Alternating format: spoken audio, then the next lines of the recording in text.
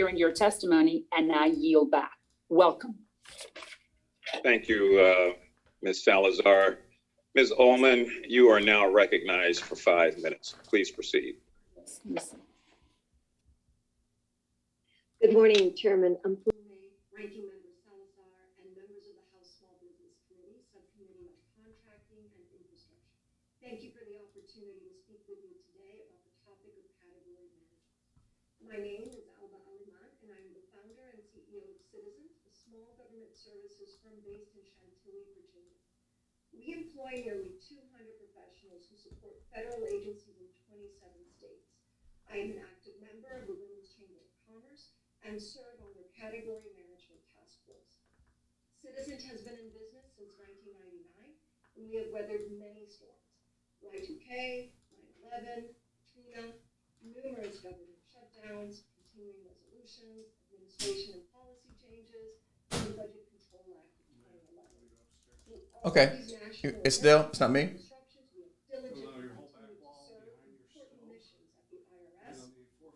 Yeah.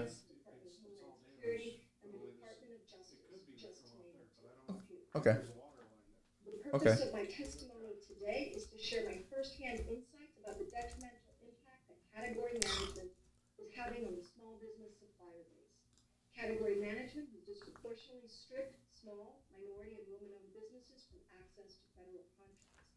It is responsible for the erosion of 30% of my own business in the last 2 years. It has widened the gap between small and large contractors to the detriment of our economy and has reduced the availability of innovative, cost-effective solutions for our government. Recent executive orders introduce a concept called tiered spending, under which federal procurement departments are forced to use a small handful of government-wide contract vehicles, best-in-class contract vehicles. These BICs, like Alliant 2, VETS 2, and Oasis, account for hundreds of billions of dollars of spend amongst very small groups of pre-qualified contractors. And of these vehicles, only VETS 2 and Oasis provide a swim lane for a handful of small, minority-owned and or woman-owned businesses. Category management and tiered spending rules create significant problems for small businesses, whereas large contractors have the experience and credentials to qualify for nearly every single BIC, small businesses are hard-pressed to qualify for even one.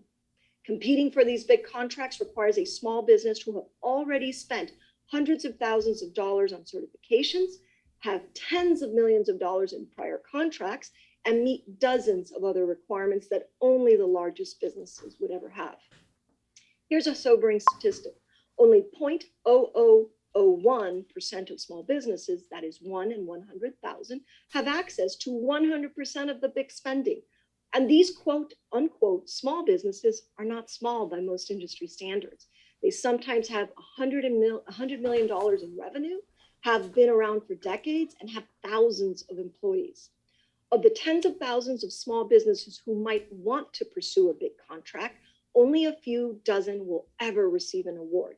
The small businesses who don't earn a seat at the table on a big contract are effectively barred from competing during the 10-year life of that contract. At the end of the day, the steering of government spending to large businesses results in the loss of millions of small business jobs. Large businesses are offshoring many of the jobs won on government contracts, including BICs. With a concentration of contracting in the hands of fewer, larger businesses, the government loses the benefit of competition to lower prices. Furthermore, when large businesses subcontract to small companies, they mark up our services by 25 to 40% without additional value to the government. Innovation is stifled. And let's face it, most of the innovation in today's economy comes from small businesses and entrepreneurs. And the hollowing out of small businesses in our defense industrial supplier base creates national security risks in countless industry sectors. As an immigrant, I'm not deterred by hard work or challenging times. I view it as my honor and responsibility to shoulder and protect the future of vibrant small business ecosystem in the US. And I'm encouraged by the protections of the small business included in the National Defense Authorization Act, including exemptions from category management for small business in all socioeconomic categories. Provisions like these are absolutely essential to protecting the viability of our small business contractors who have already been pressed to their limits. I am immensely grateful for the opportunity to address this subcommittee and for the work that you do to preserve diversity and inclusion in our federal government supplier base. I will gladly answer any questions. Thank you so very much. I cede the floor. Thank you very, very much, Ms. Aleman. We appreciate your testimony. Ms. Casey, you are now recognized for 5 minutes. Chairman Mfume, Ranking Member Salazar, and members of the committee, thank you for the invitation. My name is Lynna Casey, and I'm the founder and CEO of Aspicio, a woman-owned small businesses that has provided innovative professional services to the federal government since 2008. I'm also a member of the board of directors of the Professional Services Council and work often with other small businesses who serve the federal government. And this topic is of particularly importance to me. Category management is an urgent issue for my company and other small businesses since it's contributing to the trend of decreasing the small business supplier base and running counter to the purpose of the Small Business Act. In my testimony, I plan to offer some ideas and potential solutions to help grow the supplier base. All of my remarks refer to professional services rather than any items or products. While category management does help increase procurement efficiencies, our company has seen it reduce the number of small businesses and the number of opportunities that are available for companies like mine to compete on. This in turn reduces innovation that small businesses bring. In terms of the challenges of category management, we have been competing as a subcontractor and a prime contractor with the federal government for 13 years, so we're very experienced. We've bid on several category management best-in-class vehicles, and despite our extensive experience and exceptional performance, we've only won one of those. And that's after spending hundreds of thousands of dollars. We are also a mentor to another small business in the Small Business Administration Mentor Protege program under an A-to-A program. So both Aspicio and our protege, which are very different stages of maturity in our company, have seen a significant reduction in the number and size, as well as the scope of opportunities for us available to compete and pursue competitively. We love hard work and we love to compete. We just want the opportunity to compete. Many new and recompete contract opportunities for Aspicio have moved to best-in-class contract vehicles where we were not a prime contractor and therefore could not pursue the work. Agencies have raised significant concerns about not being able to allow their incumbent small businesses to bid for their recompetes competitively. Allowing small businesses to recompete on follow-on contracts after successfully delivering to the government should be a regular practice in small businesses. And yet category management does not allow this competition. And it prohibits innovation, competition, and it doesn't allow for continuous improvement. In addition to fewer opportunities to pursue, it's very difficult for small businesses to compete and win Tier 3 big contracts.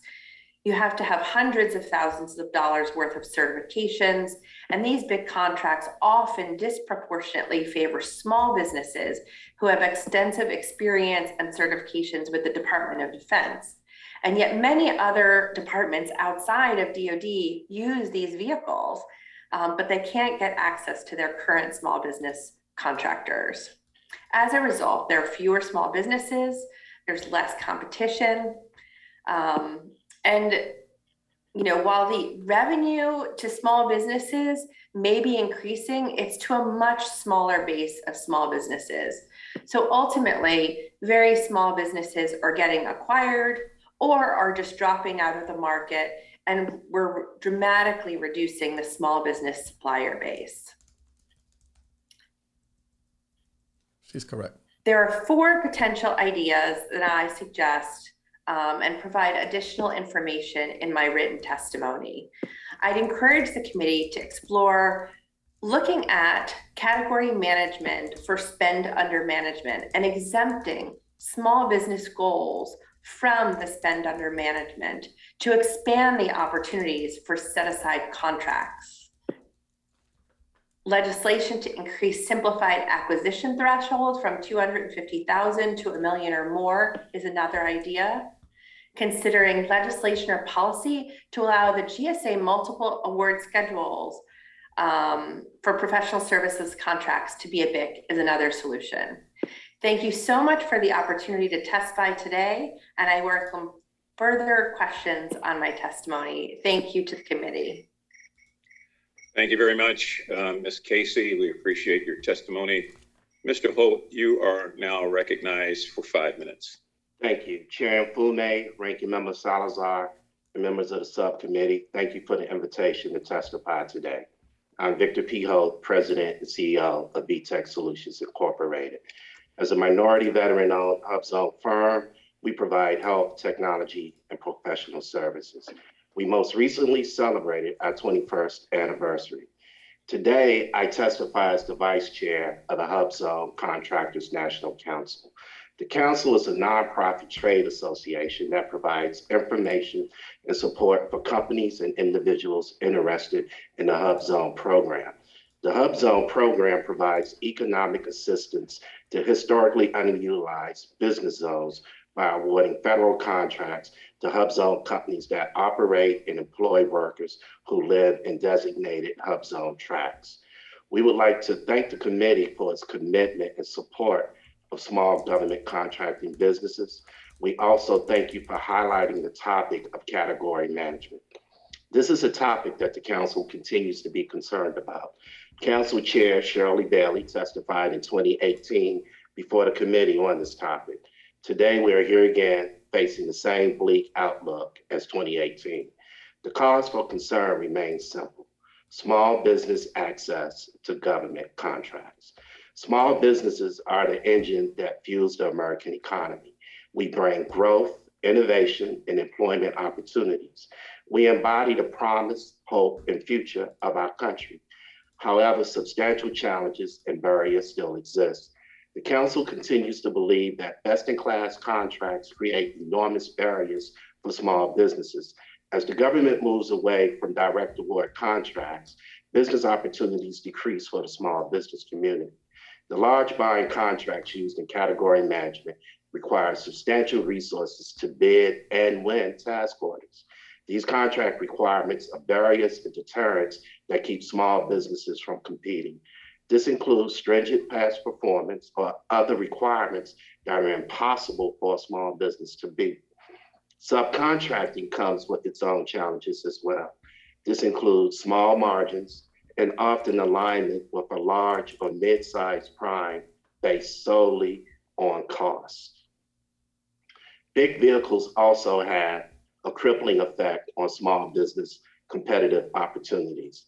Approximately 25,000 small businesses provide IT services to the government, but for the OASIS Small Business Pool 1, only 30 slots are available. Additionally, some best-in-class vehicles do not have on-ramps. This restricts the opportunities for future on-ramping for small businesses, hence shutting us out from high-dollar contract opportunities. According to Bloomberg Government, IT spending represented more than half of the best-in-class market in FY20, with the best-in-class spending goal for FY21 at approximately $48.4 billion. With a large portion of IT spending going through these best-in-class contracts, winning a recompete or direct award may be even more challenging than before. Category management, when applied to broad acquisitions, does not consider that innovation provides incredible value. Best-in-class should not resemble lowest price technically acceptable. We hope the government does not mistake lowest cost for best value. As the popularity of utilizing best-in-class contracts increases, hub zones and other small businesses have fewer opportunities to compete. In fact, the government has never met its goal to obligate 3% of eligible prime contract dollars to the HUBZone community. This represents 23 years of missed opportunities and unawarded dollars to HUBZone companies that can train, employ, and mentor constituents within your HUBZone tracks. Very true. No one would disagree with the goals of efficient government buying and saving the taxpayer money. However, we believe category management comes at a cost. It can restrict the ability of small businesses to grow through federal contracting. The council urges the committee to exercise its authority to ensure the government's procurement policies, specifically category management, utilizes small businesses rather than limiting them. I thank you for the opportunity to speak today and look forward to engaging in continued dialogue. Thank you very much, Mr. Holt. We appreciate your testimony. We will be back to you, obviously. So, Ms. Tong, you are now recognized for about 5 LPTA, minutes. Please proceed. Category management, best in class. If you don't know what those things Chairman and definitely, Mfume, ranking members, we'll talk about Lisa, afterwards. and members of subcommittee, I thank you for the opportunity to testify before you today. My name is Sophia Tong. I'm founder and CEO of TNT Consulting Services, Inc., TNT. We located in Falls Church, Virginia. TNT is a woman-owned small business. We specialize in providing strategic IT solutions to the federal government that allow them to successfully achieve their mission objectives on time and within budget. I'm testifying today on behalf of the Montgomery Chamber of Commerce, MCCC, in Montgomery County, Maryland. Today's topic is very important for the small business contracting community. The impact of category management is increasingly evident in my industry and affecting our company. Agencies are bundling contracts they were previously performed successfully by small business, rolling them into large contracts and awarding them to large businesses. The outcome of this action is killing small suppliers like ours. There are countless examples of this in the IT field. For example, August this year, the Defense Health Agency, DHA, awarded a large business a single award 10-year, $2 billion Blend Purchase Agreement, BPA, to support the military health systems enterprise IT service integrator requirement. By taking this work and bundling into a massive single award contract, a monopoly is created, allow the large business to control and raise prices on the work performed for the government. Large business always claim there's no harm to the small business supplier. As contract consolidation happens, because they will hire us, small businesses, as subcontractors. However, the fact is, large clients often take a substantial cuts. Small businesses are usually given unrealistically low rates to subs, and they make it difficult to meet requirements, recruit, and retain resources for us. The margins are too thin. Additionally, small business lose the close relationship we had with the government client when we were prime, and then now we become subcontractors. Right. Another example, large business also use the high rates they receive from government to steal the workforce from small business. Ooh, good point. There are numerous instances where members of my team have been hired by large business that were awarded my previous contract, all due to the consolidation efforts. Unfortunately, my experience is that government clients are unable to help in resolving these disputes. And then third one, Right, Kevin. clients has also bullied small business, leveraging their existing network and relationship with government clients to try to steal contracts from successful performing smalls. For example, we received a sole source contract to create a minimum viable product, MVP, for an organization under DHA. The contract is still ongoing, and the customer are very satisfied with our performance. But because the contract is very important and could potentially become a very large contract, we were contacted by many large businesses wanting it to be part of this effort. And one of them is Google. When Google found out we were not able to bring them on the team, Google wrote a letter of concern to DHA, complained that DHA awarded this contract to a small business. Google. This type of behavior is Google. common and increasingly concerning. Google. Although we have grown to large small business, newer and smaller entrants are particularly hard hit with category management. Even for a mature, well-established small business with a diverse portfolio like us, contract bundling and consolidation is hurting this business. The cost of getting in a best-in-class contract is substantial and requires significant investments just to get a slot. Category management continues to shift an increasing number of dollars to large contract vehicles. Additionally, category management has accelerated the decline in diversity of vendors with large dollar amount held only by a few companies. The Chamber applauds inclusion of provision in the FY 2022 NDAA by the committee to combat the effects of category management and any future bundling strategies.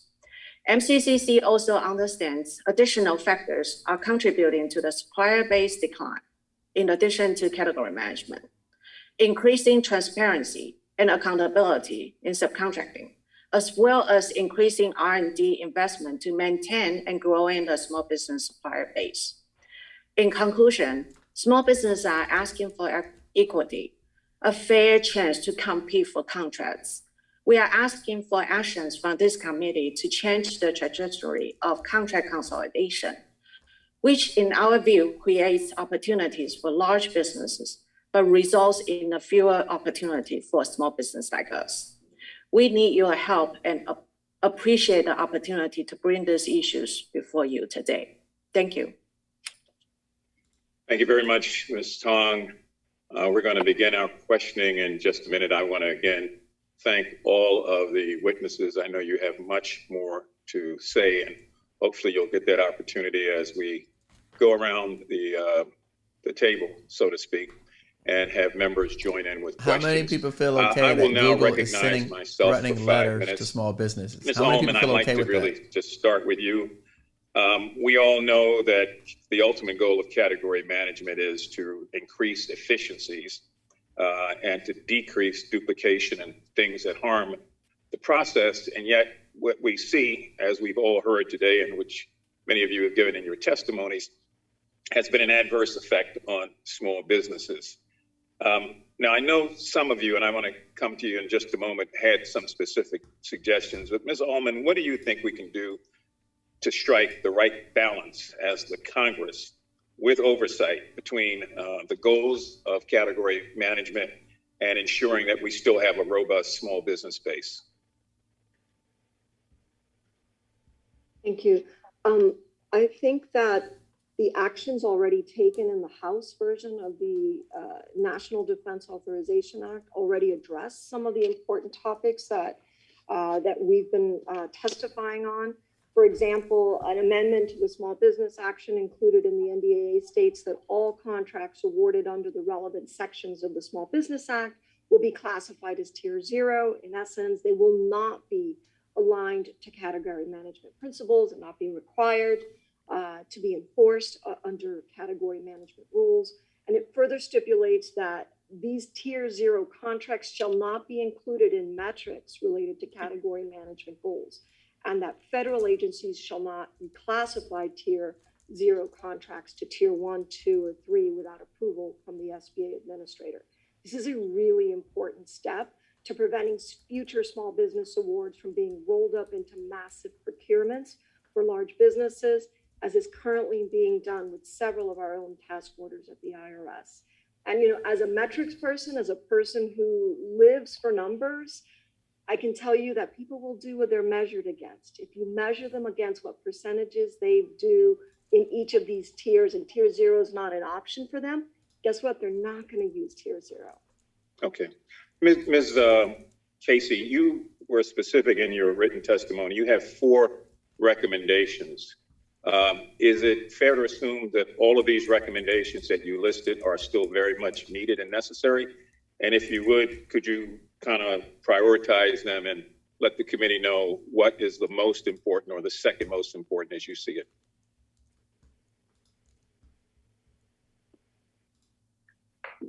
Yes, of course. As Ms. Aleman just said, the number 1 item would be to consider the language that allows small businesses and small business to be considered in category management such that they wouldn't get counted against the metrics. And so that would allow more small businesses to compete. So I agree with that recommendation.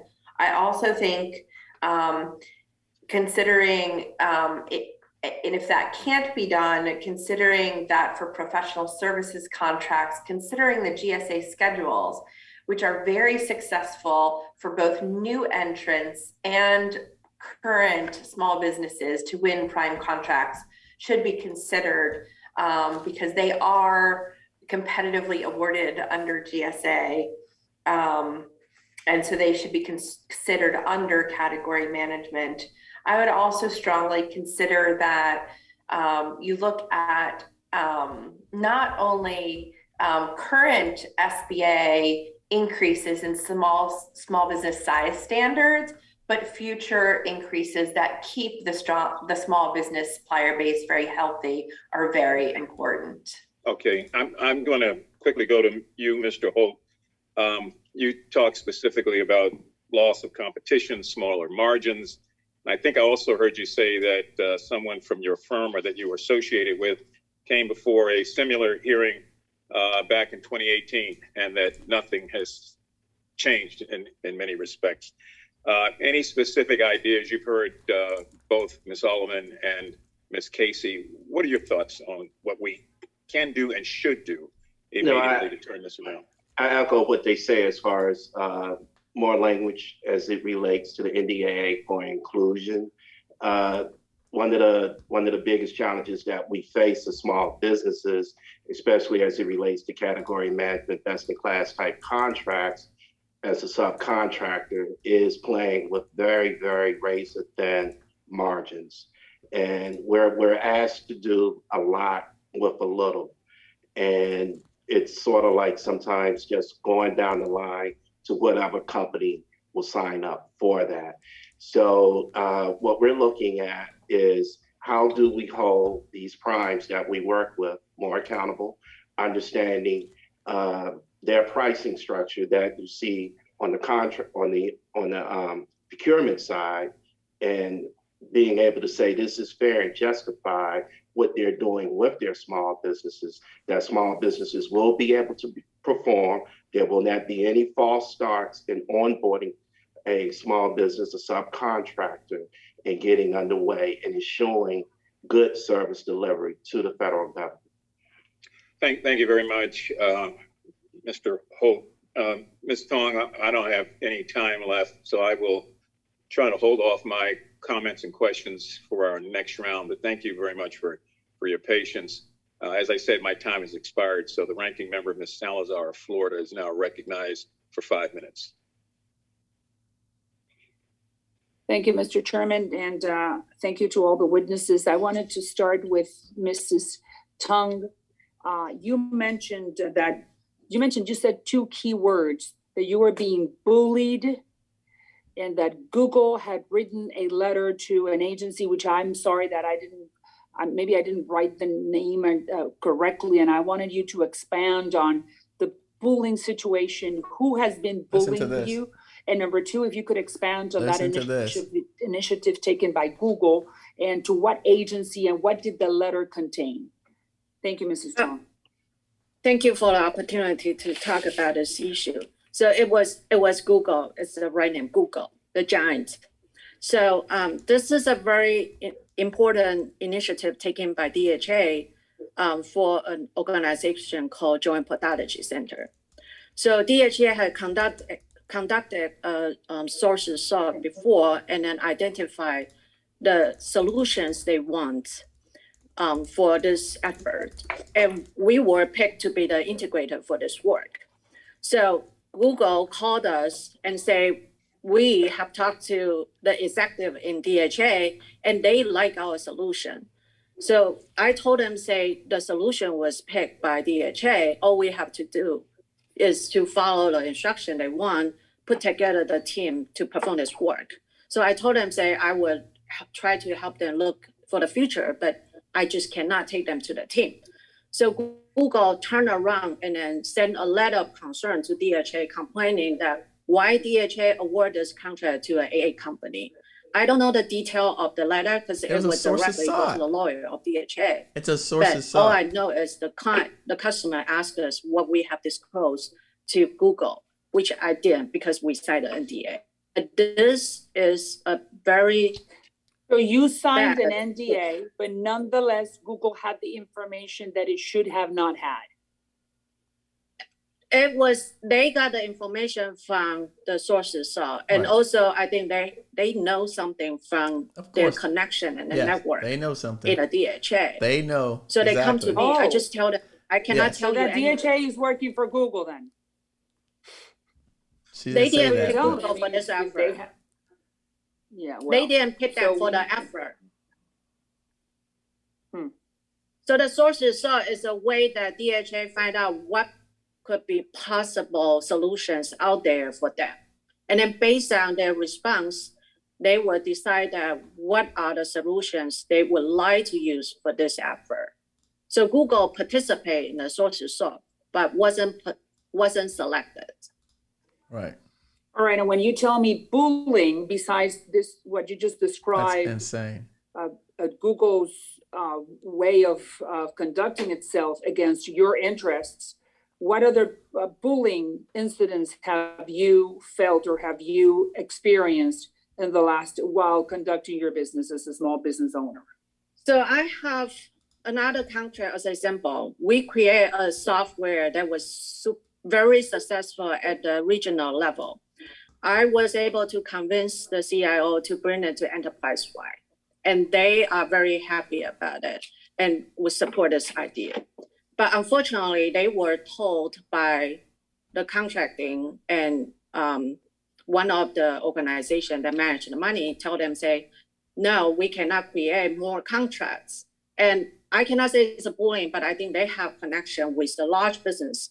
So the work actually got pushed to a large business vehicle, and it's not even an IT contract vehicle. And so our customer tell them, say, we are the one create a software, and then hoping that they could leverage us for this effort. But then large business just turn around, use the money to hire our people. All right. Very, very insightful information that I'm sure Chairman is understanding, and that we definitely need to do something about this and continue protecting people like you all over the country that are being stolen, not only their intellectual property, but their employees, people that you have invested time and effort and energy into training, for now to be then just stolen away by the bigger guy. Thank you. I think that my time is it's coming to an end. I will get back to you in the second round. Thank you very much for sharing that with us. I'm sure that is not an experience that you've only felt. I'm sure there are thousands of other small business owners all over the country that are experiencing the same thing. Thank you, Mrs. Tong. Thank you. Thank you. The gentlewoman's time is expired. The chair recognizes the gentleman from New Jersey, 17 Mr. likes. Kim, for 5 minutes. You guys hit like button. Why don't we? Thank you, Mr. Chair. I really appreciate it. Mr. Holt, I wanted to start with you. In your testimony, you noted that, quote, with larger contracts being utilized by the federal government, subcontracting is more important than ever. You identify better oversight of prime contractors' compliance with subcontracting plans as one solution. I have an effort, a legislation I'm trying to put forward called the Put Our Neighbors to Work Act, which was also included in the House-passed NDAA, which would require upcoming DoD subcontracting opportunities to be posted publicly so local small businesses have a better chance to compete. One thing that we've come across that we feel like has been helpful, for instance, are the Procurement Technical Assistance Centers, PTACs, like the one at the New Jersey Institute of Technology, which provides one-on-one counseling to help small businesses. That's not going to solve Google stealing your stuff. Come on. I wanted to ask your thoughts. What other strategies should we be using to get more small businesses started in contracting? Just trying to figure out how to demystify the process and help them understand what might be feasible. So I wanted to see if you had other thoughts about the PTACs or about other opportunities. PTAC, come on, bro. They can help you. We happen to work with the PTAC, specifically DC PTAC. And they're a great resource for what we've been able to do, and they've been very Good political instrumental answer. with our growth as it relates to having entry points into federal government Entry point. introductions, as well as understanding certain programs that are out there. So I would definitely push the PTAC as one of those resources for you. In addition, the putting our neighbors to work, when you said that, I smiled because I always think of, our neighbors as many different neighborhoods, but me as a HUBZone company, that's something that I really embrace, and the HUBZone Council embraces that, where we're always looking at how do we get subcontracting and prime opportunities put into the HUBZone arena.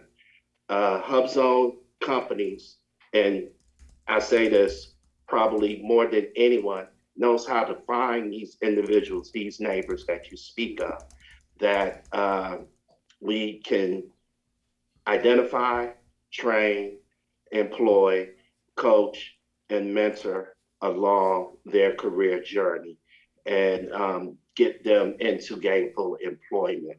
Currently, I have about 120 employees in Alabama, with the majority of them, 80% plus of them, are in HUBZone communities.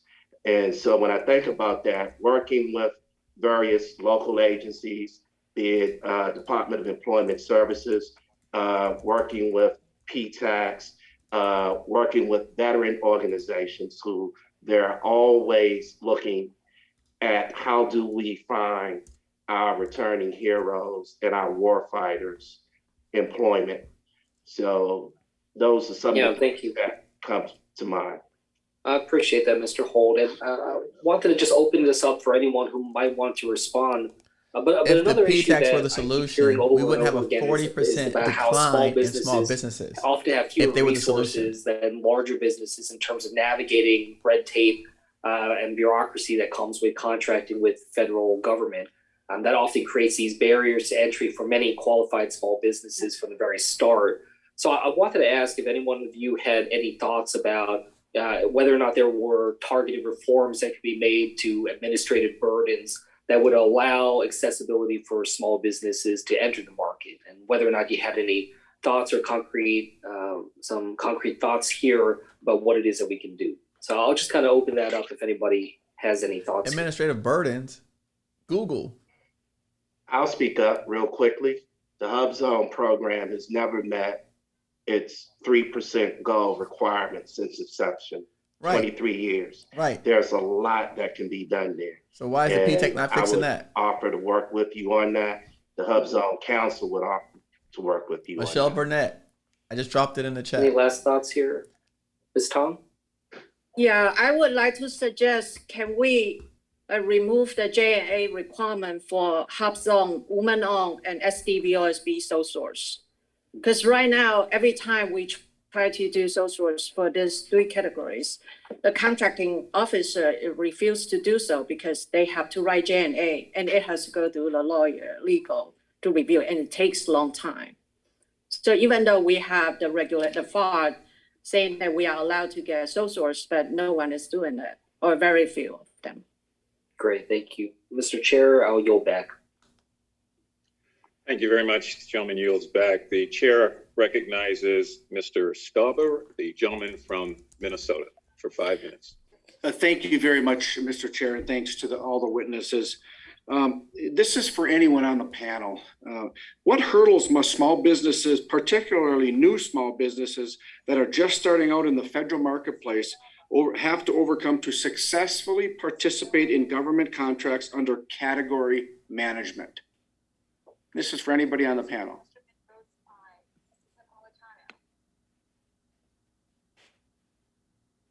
I'm happy to take that, Mr. Stauber.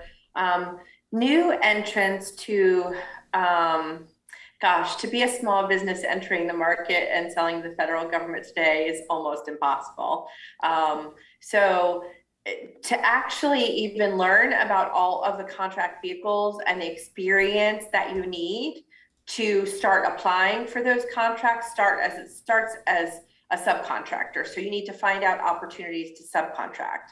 But then you need opportunities to prime contract. And there are fewer and fewer opportunities to prime contract on GSA schedules than there used to be.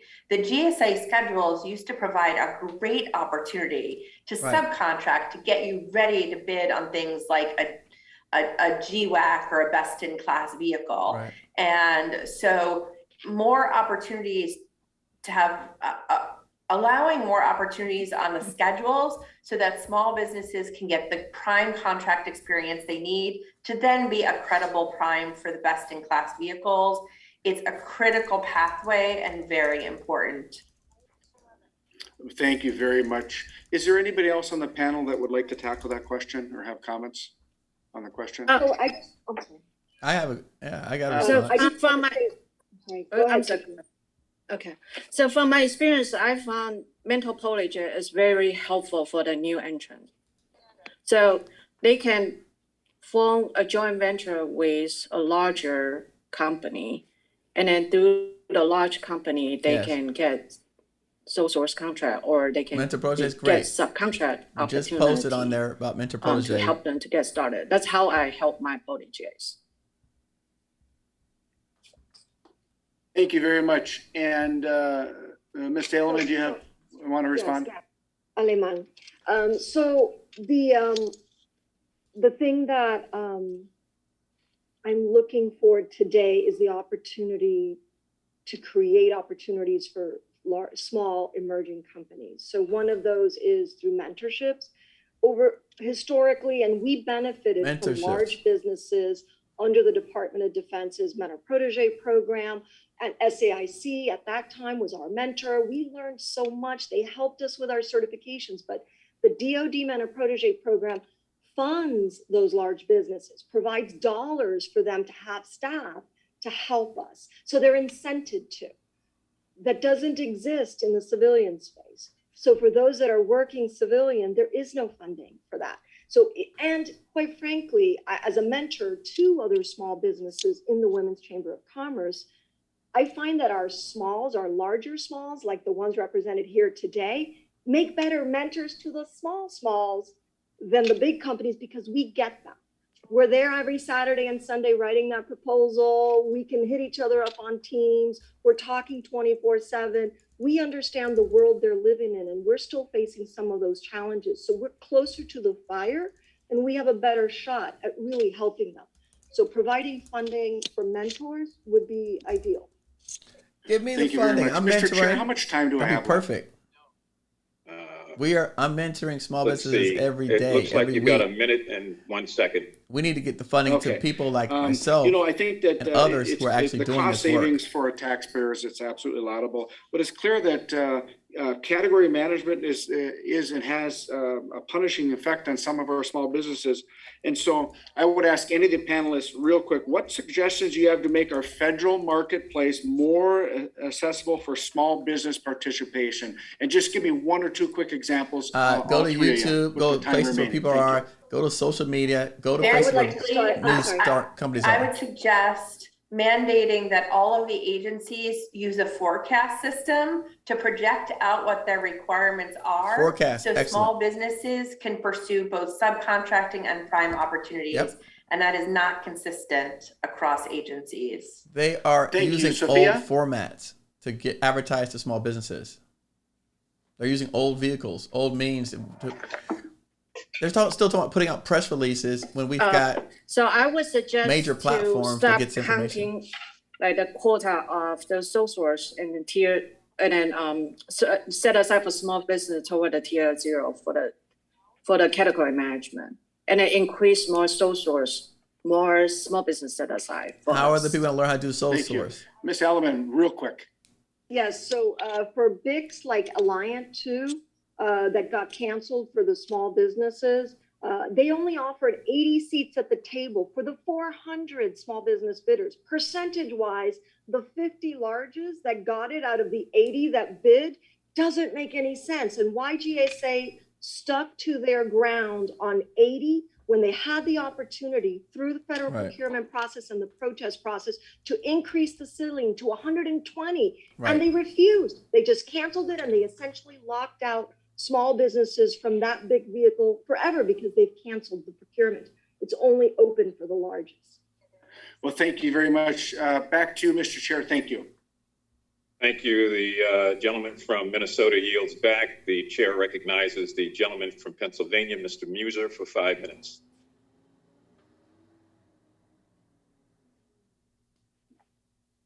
Thank you, Mr. Chairman. Thank you to our witnesses very much. This is quite an important hearing. I have many small businesses in my district throughout Pennsylvania, going through much of what you're all discussing and revealing. In their district. And it's appreciated, and it matters, because hopefully we can take this information and do something with it. That's what our role should be. Oversight, but also effectuate some improvements. Mr. Stauber's last question on what we could do for you to make contracting more accessible, efficient, transparent is a key question here. So I noted that well. I would ask Lynna and Casey, in your original testimony, or your testimony here, losing contracts, you've lost contracts. I'm sure all of you have difficulty retaining contracts due to changes in class requirements. And sometimes that happens sort of late in the game or during the contracting process. Can you illustrate that a little more and tell us, that just sounds like a very, very, very challenging situation should a contract requirement change late in the game.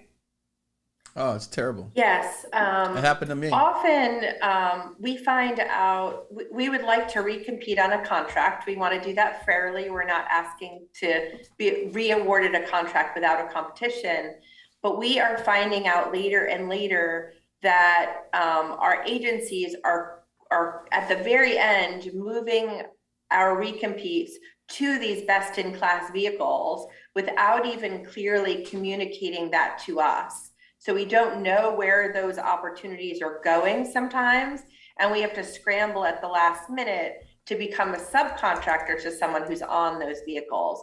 And that has happened to us multiple times, mostly because of the department and agency level procurement policies that require mandatory use for vehicles and for category management vehicles. And so often we see those switching vehicles all the time, so we can't even track them. We've had multiple contracts go to large business instead of small on category management, or to just go onto a category management where we're not a prime contractor. And it doesn't happen all the time. Is it explained to you why that occurs? Like the agent that you're working with, they explain to you anything? No, actually, at the department level, they won't even publish what their policy is. So we only find out about it by talking to a contracting officer who says very little. They say they can't share a copy of the policy with us, and they would like to get an exception for the policy, but they actually are afraid to put their neck out and go talk to a fair exception process in their agencies.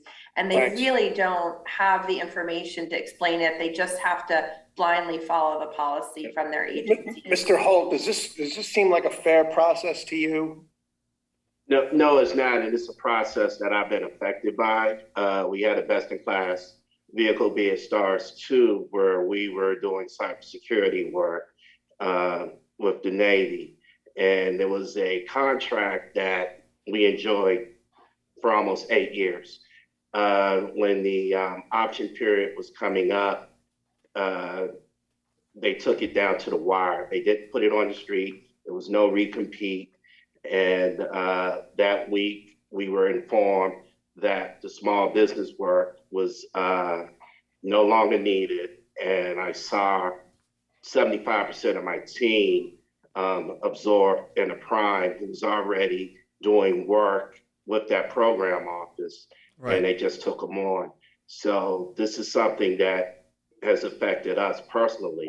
Wow. And what that did, that hit us, that was worth about $2.8 million a year in revenue that walked out the door. Jeez. Okay, I'm glad you hear this. Sorry it occurred, but glad to hear it.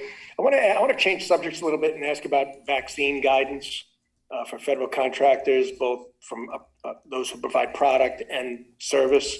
Have you, in your view, received guidance as it's to go into effect by December 8th? Clear, understandable, comprehensible guidance on what type of vaccines your or level of vaccination and all that your employees must have in order to keep your contracts? I don't know. So we've already published a policy for our employees regarding that, and we provided them with timelines, Wow. options, Robert, the path I'm reading your for comment. obtaining legitimate exemptions. We've engaged, once the executive order was signed, within 2 weeks, we engaged legal counsel to develop how we would roll that out into our organization. We've been on all hands calls with our employees. Everyone that is vaccinated has uploaded their vaccine cards to a private HR portal. So, and there are folks that will not get vaccinated that are not exempt, and they know that their last day with us will be December 8th.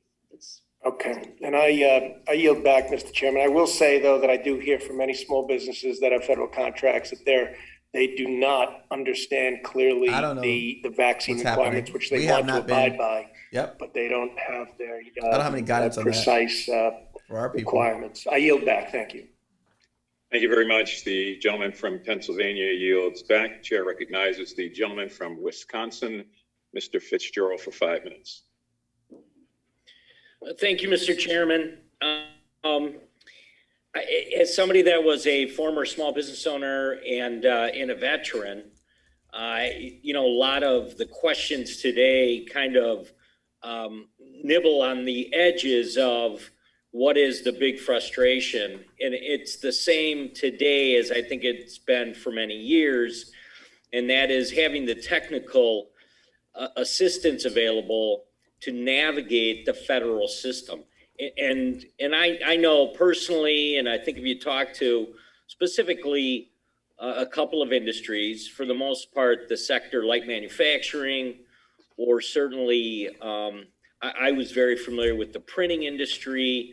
And if you want a federal contract, you either need to hire out professional services that can navigate the federal system, yes, and the technical aspects of all the specs that need to be met, right, or you need to hire somebody that's full-time on staff that that can work and navigate, like I said, the entire system. So that's a frustration that's existed for many years. I would just say there's a couple of different angles I think that could be helpful, and I would like maybe Ms. Tong could comment this, and Mr. Halt for sure. If there were larger contractors that were granted kind of a larger scope of no more money to those what guys they could enter into, or they're what not going they to do right by could us. Actually bid on, and then the ancillary smaller businesses, whether it's a tool and die, they're already getting larger scopes, shop down the street, or certainly transportation services. If there was some way of enhancing the synergy between those two entities, do you think that would be helpful? Because that seems to be still missing out there in this whole discussion. It's called All Small Mentor Protege Program. They're already doing first. that.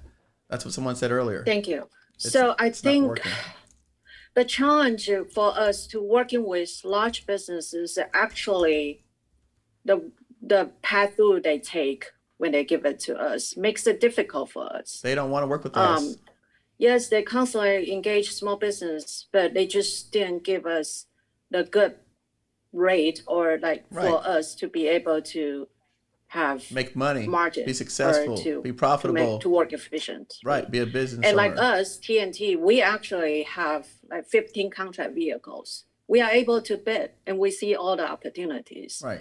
The challenge is more some of the opportunities got consolidated, become a super huge contract, and it's just not something small business or even mid-sized company can bid.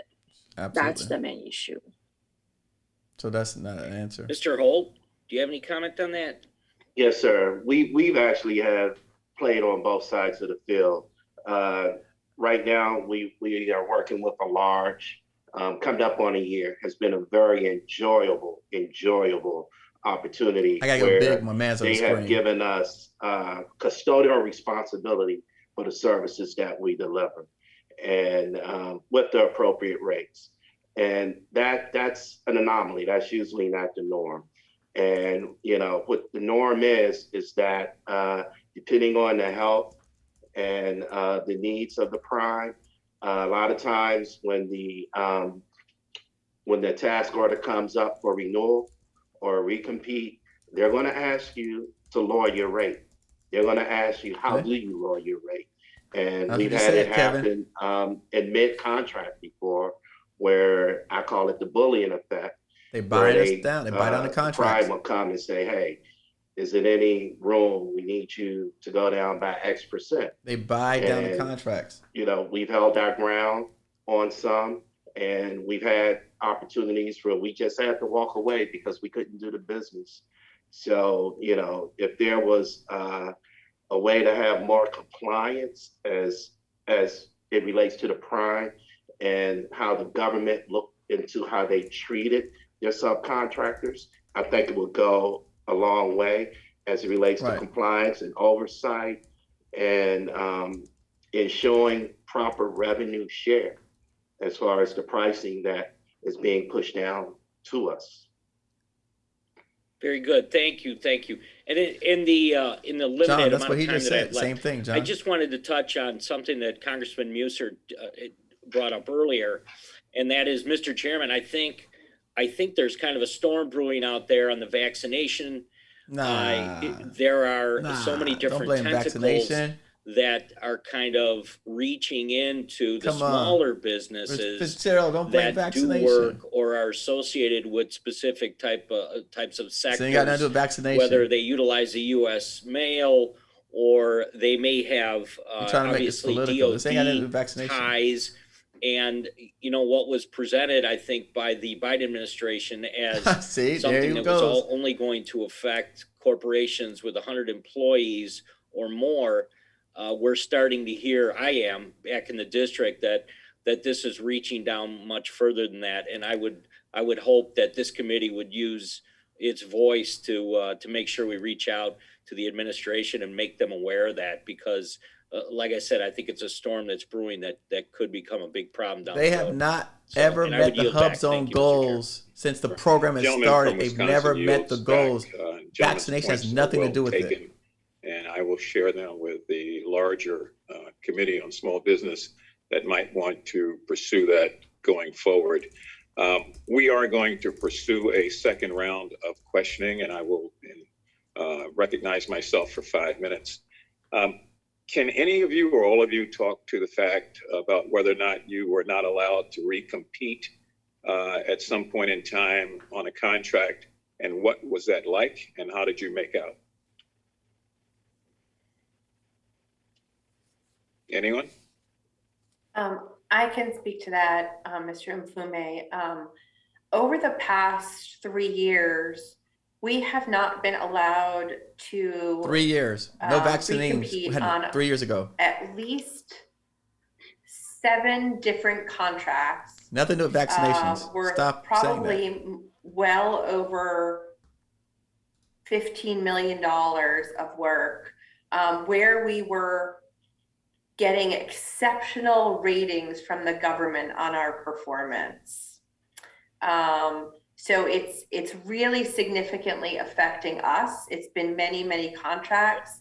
What ultimately ends up happening. I'm gonna have to jump off now. So okay, so you skip the second round. What ends up happening is we have to give up the work, and then our people who are doing work at that agency then get hired by either the large contractor or the company on category management that won the work. So it's hurting our long-term workforce, and it's hurting our long-term revenue. And it's in places where we were doing excellent performance. And then you want me to train these people for free on my own dime. Similar things. And was there any effort to move you into a best-in-class situation? Or mean, Yes, did that never most come of up? those were because they were moving it from, say, a GSA schedule to a best-in-class vehicle, or they were moving it from a department-wide vehicle into a best-in-class vehicle. So yes, it was because of category management and best-in-class. Now, I've heard the term bullying a couple times today, and it's interesting because I think what I'm really hearing is something that Mr. Holt referenced earlier, and that's the way primes treat subs, and that there is apparently a lack of There's no accountability. best practices or There's a no lack accountability. of guidelines. I mean, we put in Right. place a number of guidelines. If you are a prime, in order to get a sub, you must do this, you must do that. There are a number of things that have to be complied with. Mr. Holt, am I talking out of school? Are you suggesting here that there ought to be some sort of standards that we can put in place, even if we do it through report language, that Yes, would sir. that would give primes some sense that they're being watched in terms of how they are treating subs to make sure this quote bullying phenomenon doesn't continue? Yes, sir. That's exactly what I'm saying. And do you have any suggestions of what those standards or guidelines should encompass?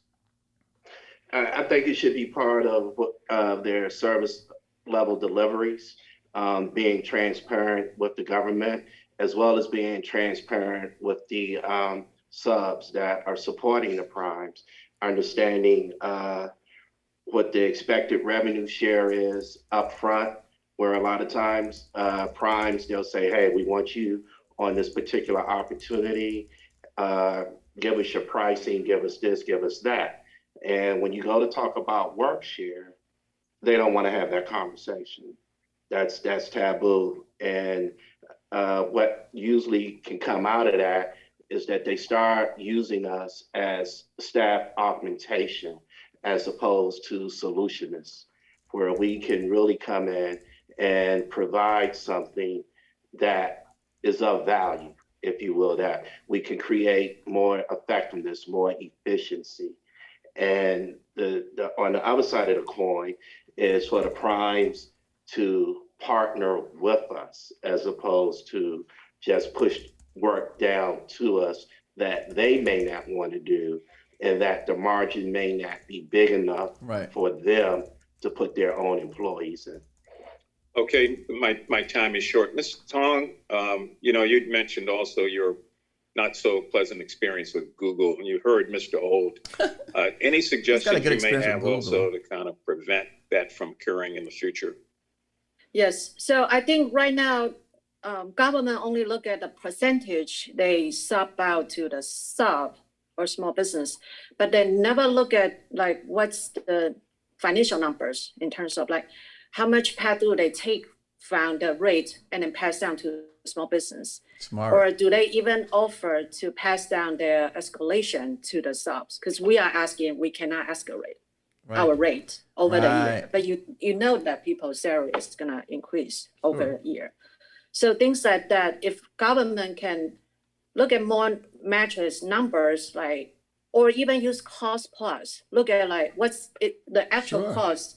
They hire the sub and then they just give them incentive on their part or the profit on the part. I think it will help. So they don't have to cut our rate in order to meet their goal. Okay, thank you very much. My time has expired. The chair recognizes the ranking member, Ms. Salazar. Hey, everybody of watching, Florida hit the for like 5 button, minutes. please. We've got 38 likes. Hit the like button.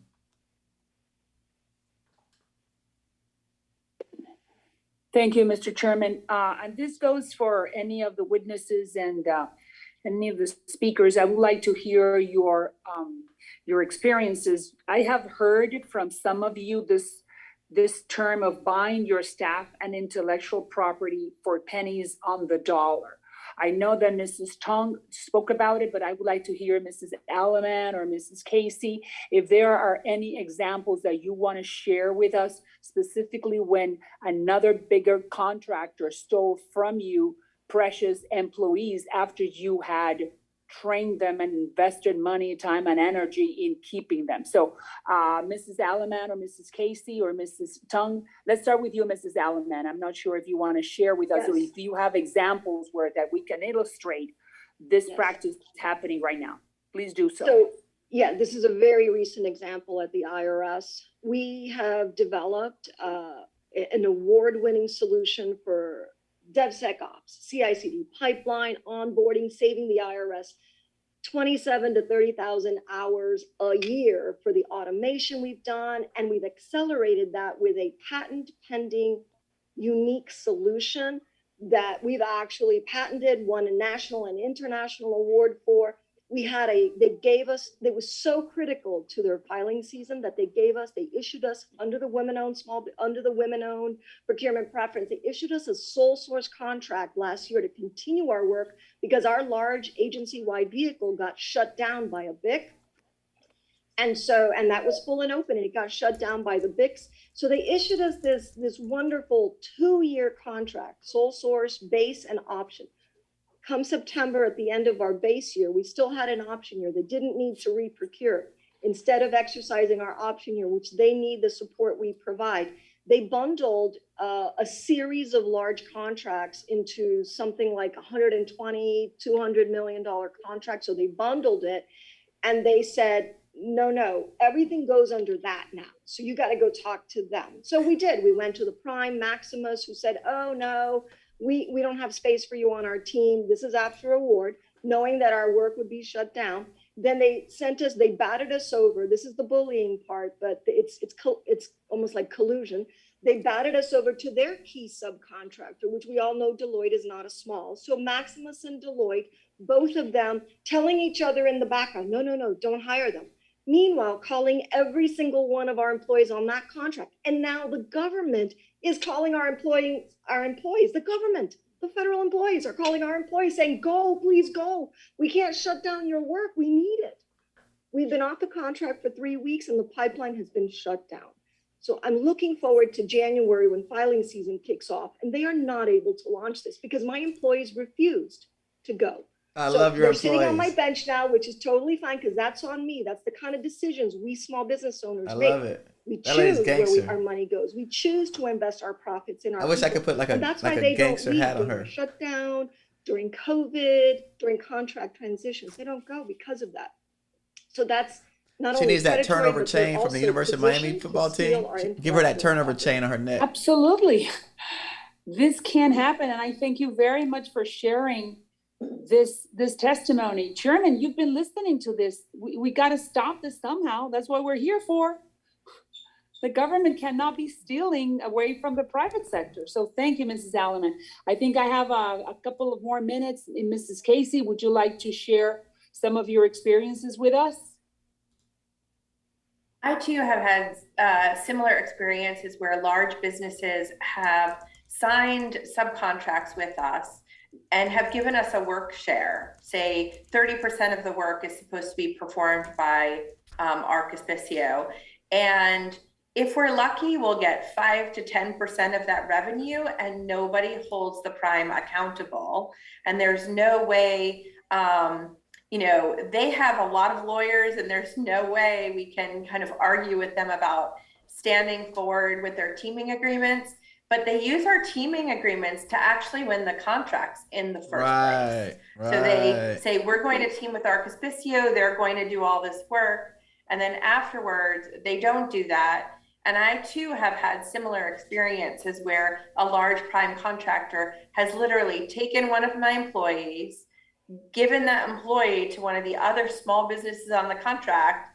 And on Friday, they leave us and they say that person won't work there. And on Monday, they're there working on the same contract for another small business. Incredible. Unbelievable. Unbelievable. Thank you very much for sharing, both of you. And I'm sure that we're going to take action into this. And I thanks once again. I have to yield back. I don't have any more time. The gentlewoman yields back. The chair recognizes again the gentleman from Pennsylvania, Mr. Meuser, for 5 minutes. Thank you again, Mr. Chairman. Thanks everyone again for all this important information. And I agree with Ms. Salazar. We certainly need to help and act upon it. So in a couple of the testimonies and in the discussion that just took place, this Ms. Aleman referred to as predatory joint ventures between large and small firms, and that's been discussed. But I want to delve into that a little bit further here, where these larger firms will set up subsidiaries or just new companies and set up joint ventures, and therefore are able to capture contracts that they wouldn't normally be able to capture. And so large companies can do that and then perhaps undercut along the way. I mean, that's capitalism to an extent, right? I mean, if you can do something better, you're going to be able to sell it for less. But when you're engaged in a deliberate, capitalism, truly manipulative criminal manner, it's not capitalism. That is socialism, not outlined in a contract. It doesn't state, hey, if you want to get a small business contract or minority-owned contract or veteran-owned contract, you can't just set up a company with those people as owners and therefore now you're eligible. I mean, that's just clearly against the grain and inappropriate and shouldn't be done and perhaps should be illegal. Is that something that you've all been mentioning it, but I'll go to Lynna and Casey. Ms. Casey, is that something that small business experiences related to federal contracts? Say that there are certain situations where large business primes enter into joint ventures, and I would call them serial joint ventures, where they do it over and over and over. I think joint ventures are a good thing for small businesses, especially under the mentoring programs, but I would look to maybe limit how often a large business could enter into those joint ventures and whether they're serial joint ventures and therefore preventing other small businesses from benefiting. Yeah, it has to be a legitimate joint venture, not just a spin-off. Would someone else like to comment on that? Yeah, can I? So my situation is my mentor, they actually have so many potages. So which makes our joint venture wasn't as fruitful as I wish it would be, because just within us is a fruit fight. It's a fruit fight within us. And so I want to echo what Ms. Casey say, limit the number of potages they can have. Because like we can only have 2 mentors. Right, they can have at a minimum 3 at the same small time. business can only within have SBA, 2 mentors, and not to mention on but other the big guys can have unlimited like potages. DOD or Seems like a treasury. great point. All right, thank you. I like that lady right there. Ms. Aleman or anyone else care to comment? So I'm a big fan of capitalism. I'm a Cuban-American immigrant. This is what my parents brought me here to this country to do. I believe in America, freedom, the opportunities that it provides. I will live and die by that. And I can tell you that I hear the pain in Lynn and Victor and Sophia's voice, because we've all been there. And any small business owner that you put in front of a room and you say, oh, has this ever happened to you? The intent of joint ventures is a good one. Just like category management, it's a good one. It's to relieve the pressure of procurement offices. But the reason smalls, ultra smalls, are gravitating towards them, knowing that they're still vulnerable, is because they don't have a choice. So I think it's our responsibility, mutual responsibility, you as our elected representatives and us with a voice in our communities and in the organizations we belong, to create that opportunity for them. Let's give them the choice. Let's give them the choice to get work so that they can put other human beings to work, which is what we spend our money on, is other human beings.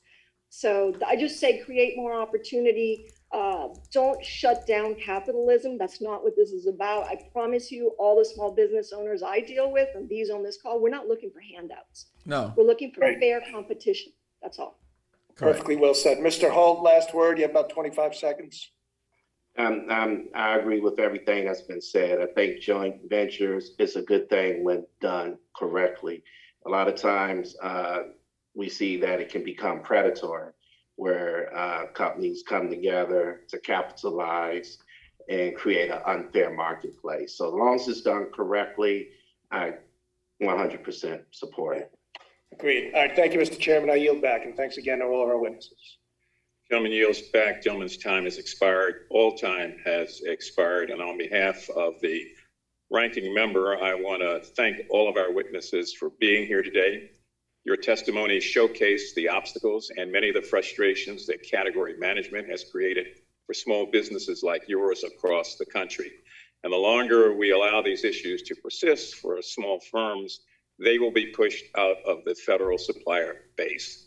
This would be bad news, obviously, for businesses, but it would also be bad news for our government. So I look forward to working with committee members to find ways to improve our federal procurement systems while ensuring abundant opportunities for all small businesses. I would ask unanimous consent that members have 5 legislative days to submit statements and supporting materials for the record, and without objection, it is so ordered. And if there is no further business before the committee, we stand adjourned. Thank you all very much. All right. So that was interesting, to say the least. That was interesting. Thank you all for joining. Thank you for watching. I just want to kind of give people some insight as to what's happening. We actually stand by the HUBZone Council. I put that in the chat. If you visit the HUBZone Council's page, they support us as well equally. And actually on their blog, on their newsletter updates, if you have not subscribed to the HUBZone Council's email list, and I'll tell you why, because on the HUBZone Council's email list, they let you know about all of these things that are happening. And when there's new legislation being pushed or passed, they actually, you can sign an affidavit in support of that legislation that helps small businesses. Michelle Burnett, who's been on our show here on our podcast, GovCon Giants podcast, is one of the biggest advocates of small businesses that I've ever met in my entire life.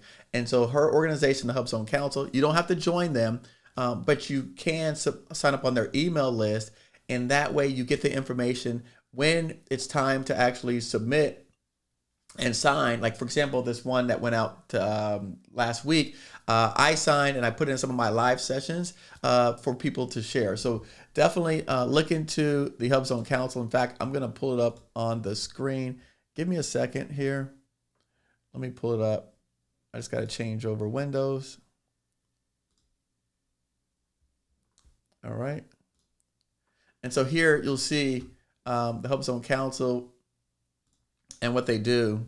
Let me just take this off real quick.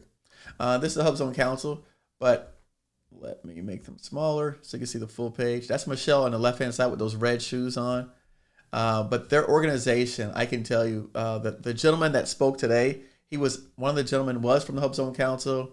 As you can see here on their blog news and updates, they support us. You'll see some of the content in there from GovCon Giant. So we work with them. I would definitely encourage you to subscribe to their email list.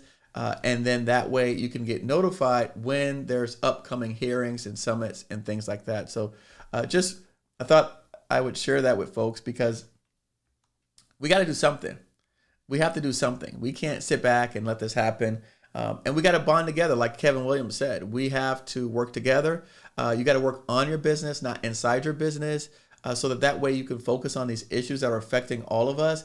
And then you can also be an asset to other small businesses out there. And as quickly as you can actually scale up your business and level up to the point where you could start working with other people, like we had the other day where Sheena and Stephanie were working together on contracts doing janitorial work. Demetrius and Chris Facey, 2 of our students, were working together on transportation contracts. The moment that you can start scaling up and leveling up and become an asset to other small businesses, then we can do what Kevin talked about in the chat today, which is collectively working together to stop some of this from happening. Because unless we get together, this is going to continue and perpetuate. And the only thing you're going to be able to do is sit back to the side and watch. Because if you're expecting these politicians to help change these things, I'm not saying that they can't. They may try their best efforts, but we know what the landscape looks like over at the up in the White House and the Senate and Congress. We already know what that landscape looks like. So I don't want to solely entrust them on my future. I'm going to do my part in advocating and pushing so that they raise, like, for example, I'm going to see if I have it on the screen. But one of the things that we talked about that Michelle brought up was, I'm reading off the screen here. was increasing the sole source contracts for small businesses from up to $8 and $10 million, increasing the small business contracting goals, adding cybersecurity counseling capabilities to small business development centers, requiring companies to update their SAM status. And why is that important? Because the SAM status, if you go from a small to a large business, is not renewed annually. And so a lot of these organizations are getting away with claiming or taking credit as a small business because they didn't up their SAM status. Very simple things. Clarifying that the HUBZone price preference applies to task orders, little changes that they can make that can help support small businesses. But I'm going to come on. This came up today, so I popped in. But we do have a live session tonight where we're going to look at the SBA and some of their, hold on, let me pull up on my screen. All right, we're going to look at some of the grants that the SBA awarded to organizations and agencies. We're going to take a look at that today. Hold on, let me see if I can pull this up. We're going to look at that tonight because these companies, these entities have been awarded SBA grant funds. And they're supposed to be supporting small businesses. So if none of us show up and none of us apply, how do we expect to make these people accountable? So tonight at 7 p.m., we're going to show you that so that we can start making some of these folks accountable here. Hold on. Ba-ba-ba-ba. So that's what we're talking about tonight. The people on this list, the persons, entities that were awarded these grants that are supposed to be helping emerging micro entrepreneurs gain access to capital. We're going to take a look at who they are. I'm going to reveal them later on this evening so that we can. Good morning, Ms. Craig. Can we do an audio check really quick? Oh, let me turn these people on. Testing 1, 2, 3. All right, I got to turn off the HUBZone people. Hold Thank on. you. All right, so we're going to be taking a look at this group tonight, and we're going to be revealing who they are so that you can actually show up and say that, you know, that you're here so that you can make yourself available and let them know, because a lot of times what happens is when organizations get funding and money from the government. All right, good morning, everybody. I call this meeting to order, and without objection, the chair is authorized to declare a recess at any time. Hold on. And so what happens, sorry, with some background noise. And what happens is if we don't show up and we don't make them accountable, then they can take the money and do whatever they want and say, no small businesses participated. So, yep, we're going live on YouTube, Maurice. That'll be 7 p.m. Eastern time. So just in about 5 hours from now, we'll be back on live talking about this particular SBA awarding 5.2 million contracts and who they are. So, all right, guys, listen. Hey, my man, KW, I appreciate you. I didn't even know you was Eric's brother. Are you his big brother or his little brother? But you're doing good work, Kevin. I really appreciate you. Thanks for all the comments and the feedback. Thanks for everybody who participated, and we'll see you in a couple hours.